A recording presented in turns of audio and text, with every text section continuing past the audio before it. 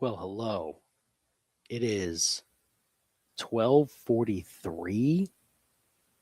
Honestly, a little earlier than I thought I was going to start this. I'm in more of a hushed voice. We're in a hotel room right now. I don't want to wake people. But if you're watching this right now, you are a true Missouri Tigers fan. Like bar none. And if you're a true Missouri Tigers fan watching this right now, not much has changed. That I'm sure is a prevailing sentiment right now among the Mizzou fan base that watches this Mizzou basketball team, and they get to this point. They're getting there a little more often now under Dennis Gates, but there's still a wall up, guys, at the NCAA tournament. That was once again bore out as Mizzou lost to Miami 80-66. St. Louis in a game that, look, it was a home game for Mizzou. It felt that way in the building from the time that the Purdue game ended all the way until the very end. Felt like a Mizzou home game. Like, I would argue even more so than at Mizzou Arena at times. Mizzou Arena is a great home field advantage. Don't get me wrong. Like, it is, when it is fully operational, it is loud in there. This felt a similar type of loudness. And considering that capacity is a little bit bigger at Enterprise Center, it's about 18,000. Missouri is about 15,000.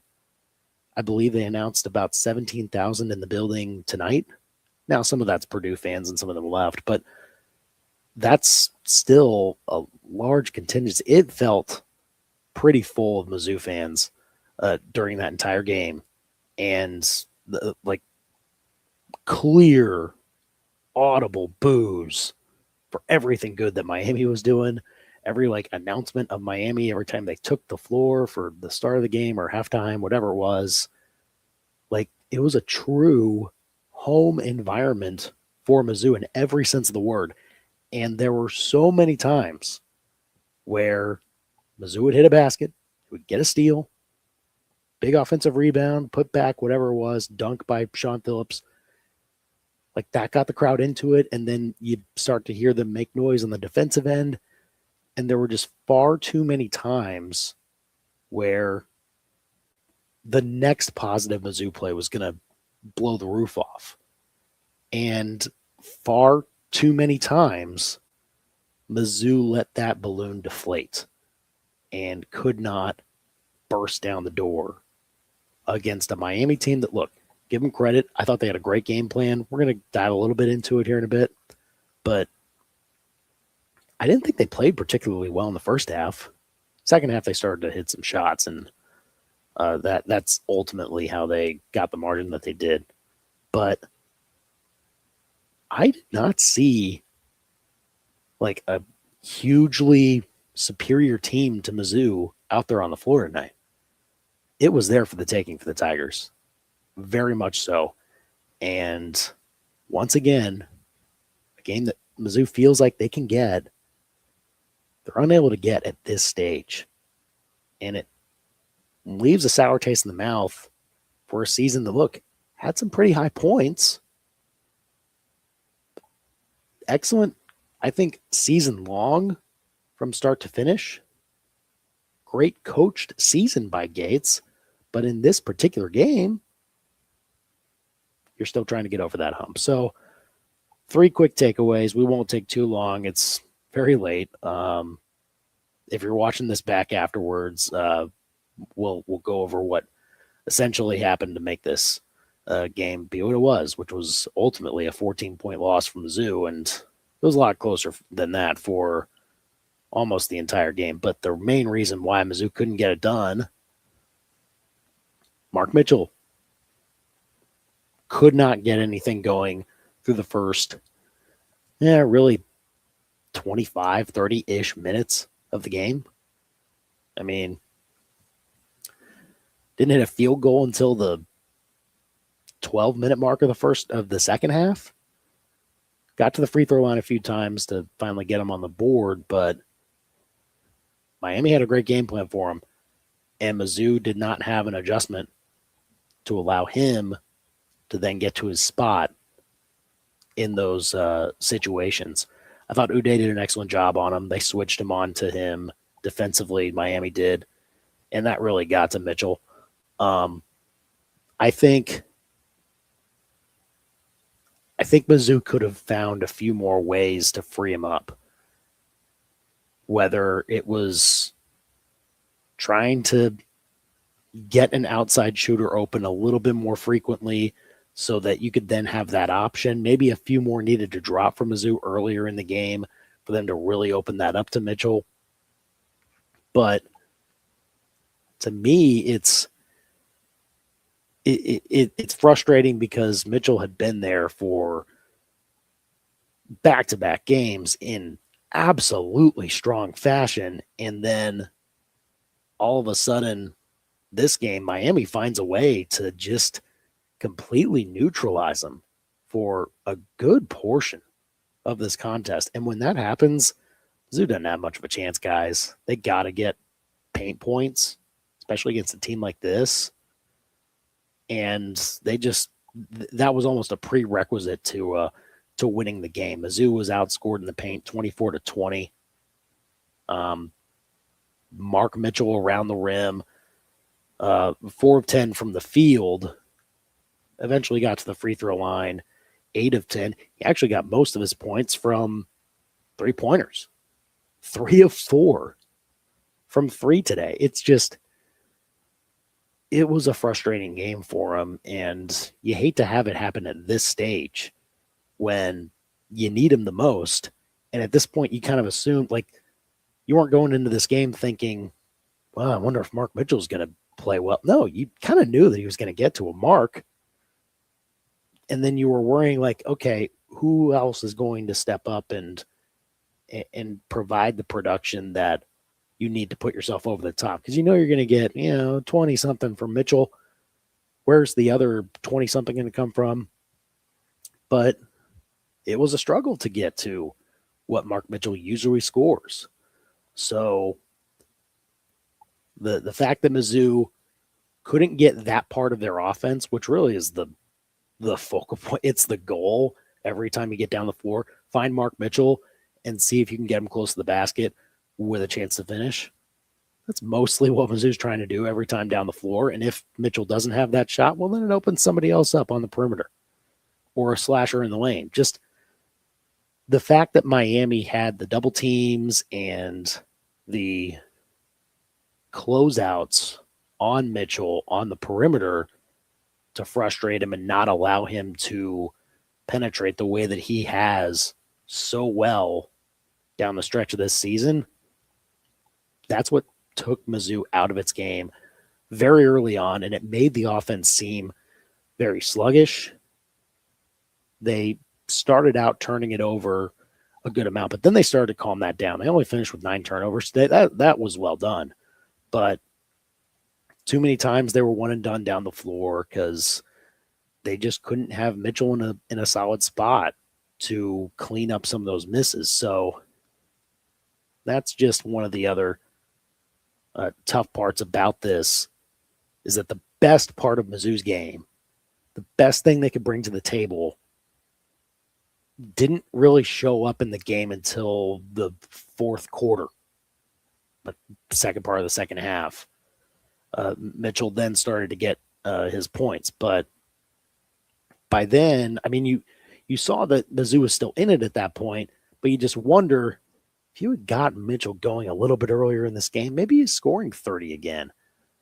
So the fact that that stretch happened is a big reason why Miami was able to hold off Mizzou long enough and then ultimately later in the game outlast them. It's a tough way for it to go out. Mitchell had such an excellent finish to the season, and this was a game that was really frustrating for him. What kept Mizzou in it, honestly, was Jaden Stone and Anthony Robinson. Said on the Big Show earlier today, I guess yesterday, like, Anthony Robinson needs to step up.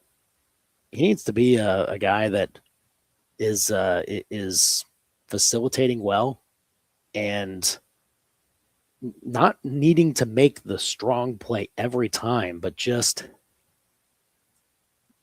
not making the mistake that breaks your back at the end of a half or, takes, again, energy out of the home building, essentially. And made some energy plays that got Mizzou the juice it needed heading into the locker room at the end of the first half. They were down about 7-8 points, but then they make that push. Robinson, I thought, got fouled on that three that he made towards the end of the half. They didn't call it there. It probably would have tied the game if he had been able to complete a four-point play. But still able to finish the half well because of how he energized the group. And then, my gosh, Jaden Stone, we were waiting for that breakout to happen for a few games now. And look, glad that it did. 3 of 7 from three. He was perfect from the line. He scored 21, got 6 rebounds, tied for the team lead. Like that's the typical Jaden Stone game that we came to see first part of conference season. Then that was back, and my gosh, if you're pairing that with what you had gotten from Mitchell last few games or so, you're maybe talking about Mizzou closing out this game and winning and moving on to Sunday to face Purdue. But I mean, the fact that Stone and Robinson, they showed up when they really needed to, that was a promising sign. It's just unfortunate that, those two guys that had really had their struggles recently, I thought this was Robinson's best game since like January. And to have that and then also have Jaden Stone break out of the struggles himself, but then still not able to turn that into a win, it kind of is tough to swallow in the same sense that Mark Mitchell scores 32 in back-to-back games and Mizzou doesn't win either of that one. That was also tough to swallow. So the fact that these guys combine for, was it 32 points? What do you know? They combined for 32. And Mizzou still can't turn that production from two key guys in their lineup to a victory. I don't know, guys. It's just, that's the frustrating part. Mizzou down the stretch didn't have enough contributors to really turn to make defenses adjust. T.O. Barrett faded down the stretch. Nothing from T.O. Barrett today. 0 of 7 from the field. Trent Pierce, I think he needed to see a couple more of those fall from the outside. Just 7 points today. Phillips, I think, has had better games. Like 6.6 rebounds is not awful on the balance, at least. You like that he didn't put himself in deep foul trouble early in the game. No flagrants or anything like that, but it just seemed that not enough players got to the standard that we had seen them work at in points this season. Cruz playing 20 minutes but not scoring any. The 0 of 6 from the field, 0 of 5 from 3. Like, you got to have at least one, right? That was also tough to see. And so the fact that Mizzou had too many of its rotational players fade down the stretch is kind of what created this 4-game losing streak to end the year. And then you were just kind of grasping at straws like, okay, can you give us 32, Mark Mitchell? Can you break out of your struggles, Jaden Stone? That'd be really nice if you could. Anthony Robinson, are you ready to step up again? And look, like, that happened, but you still need the collective unit to do what they've set as their standard throughout most of the season. And we didn't see nearly enough of that in Mizzou's last 4 games. So that's why they are where they are. But look, Stone and Robinson, good tonight. I think it's worth noting. You feel really bad for Jaden Stone with that being his last college game. We'll see what the future holds for Anthony Robinson. It's an interesting conversation for the offseason, but for now, we just got to talk now about what does this season mean? What do you remember it for now after it looked exactly the same like last year? Like eerily similar. Again, Mizzou hit a peak mid to late February, same as they did last year. Then the calendar flips to March, and they can't get over the hump in some of these games when it matters most. They won a game in March last year and against Mississippi State in the conference tourney, but it's a weird thing. You don't necessarily believe in jinxes like this. At least I don't, but that's a hard thing to get past if you're a Mizzou fan right now. Like, is this team going to find a way in future years to be better built for March? Because I hadn't shown it yet. Like, I think it can. I think there's supposed to be something left in them to where they can shake that off and excuse it away by winning games next year and saying, look, that was just a weird coincidence. But hard to disprove that when the exact same thing happens in a second consecutive year. So, look, I mean, these last 4 years, Dennis Gates has, if you ask me, elevated what Mizzou was coming from.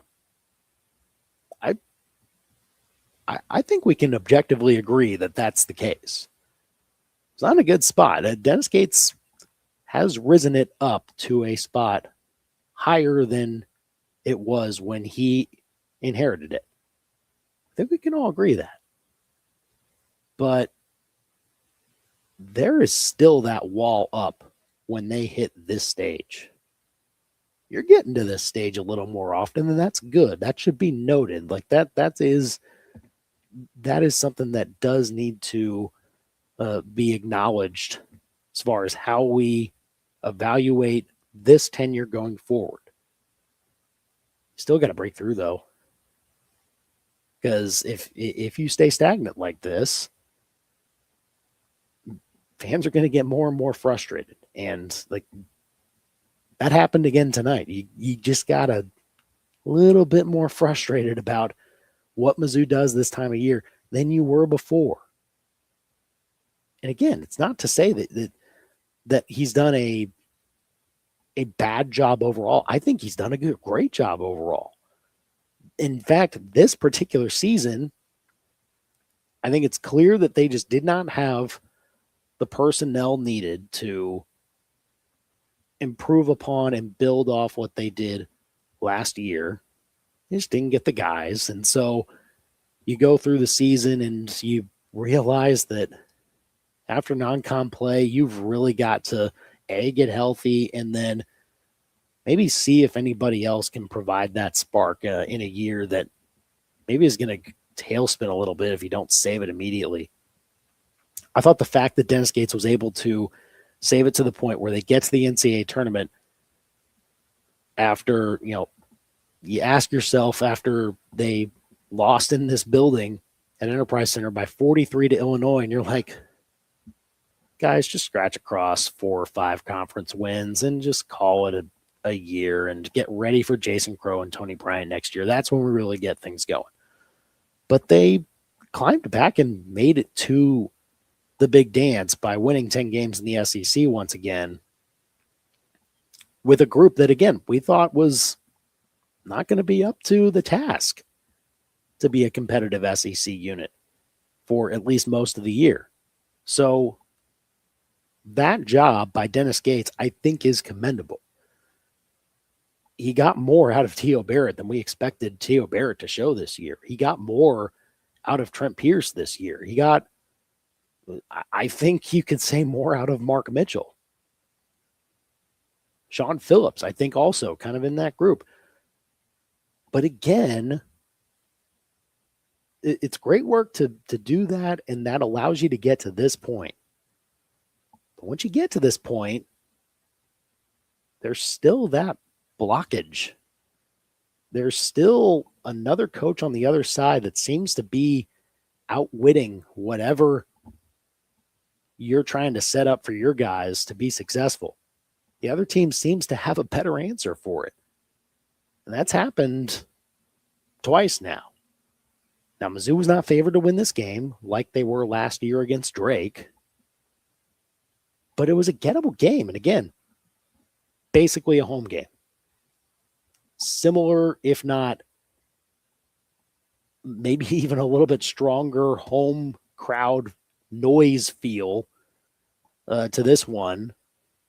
And the crowd was ready to explode for this team. You could feel it.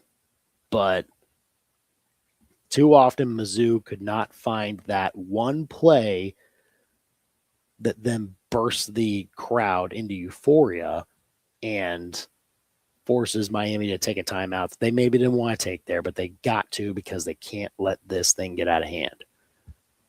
Too many times Mizzou had a chance to do that.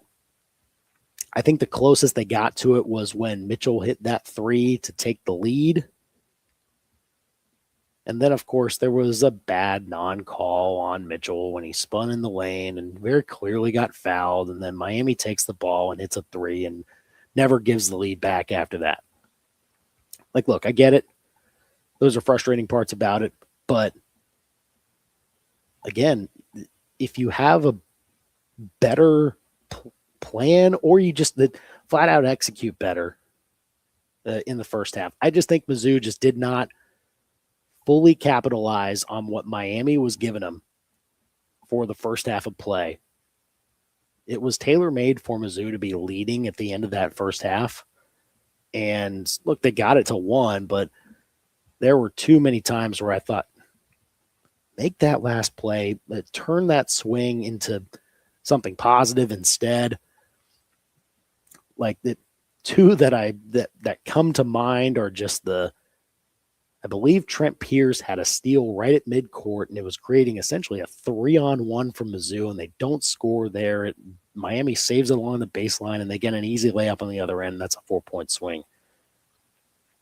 Same thing with like Sean Phillips. He had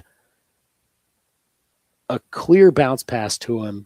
He's got a clear lane, ready to dunk it home and give Mizzou, I think that would have tied the game, or it would have given them the lead. Maybe it would have given them the lead, I believe.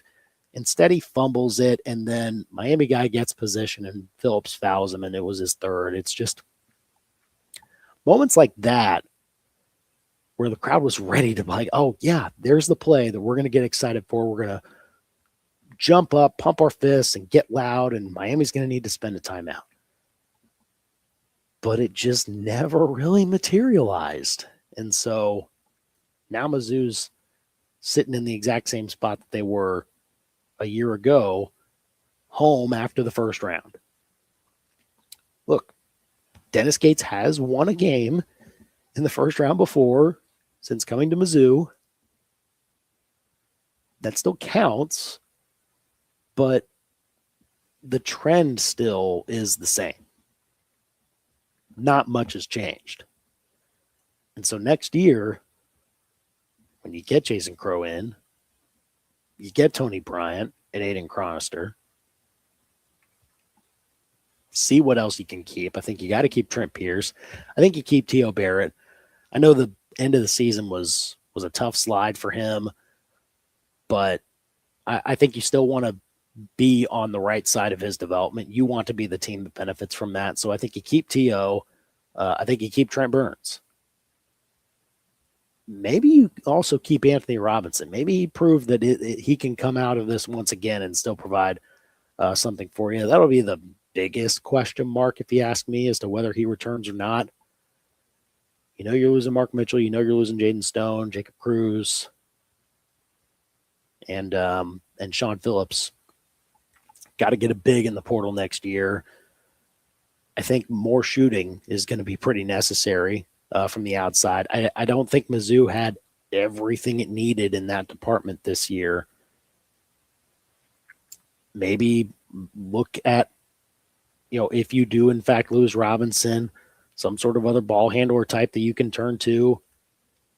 But next year becomes pretty big with, again, all of the hype surrounding the young talent. And this portal season, which begins probably next week, or I think in a couple of weeks, they moved it back to after the Final Four, I believe. But it becomes a crucial offseason now to build around that unit, around that young talent, to then bring out the best in them and complement them to the point where you're not sitting here once again thinking, why couldn't we get past our first round opponent in this NCAA tournament? So you got to make it next year. That is non-negotiable. But then you need to do some damage after that. So how does the season get remembered? The same as most of them. The same as most seasons that Mizzou has had that ended in the NCAA tournament, because almost all of them for the last decade and a half have ended with just one game. So how does Mizzou finally break that mold? Is it just the talent? We'll see. They're going to get a great influx of it next year. So we're going to see what that evidence actually can do going forward. But I guess we'll find out if it's more of that or if it's more of the coaching or whatever. In the end, having to wait is the hardest part, folks. So another off season of waiting to see if Mizzou men's basketball will show you anything different. And look, I can understand if you're frustrated enough to say, you know what, I'm pretty certain they're not going to. I'm probably not going to check into it as much. I get it. Next year is going to be exciting, though. I mean, you want to see a young player like Jason Crow really bring the team to new heights and then find a way to allow that breakthrough to happen. But I can understand you sitting here today thinking, I've been duped before. I don't want to be duped again. So let us know what you think. Again, you can leave comments here. I know a lot of you watching. If you are watching this, kudos to you. Again, you are a true son or daughter. Like it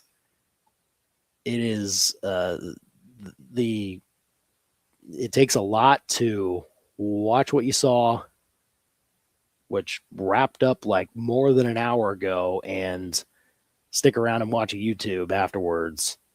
We appreciate that.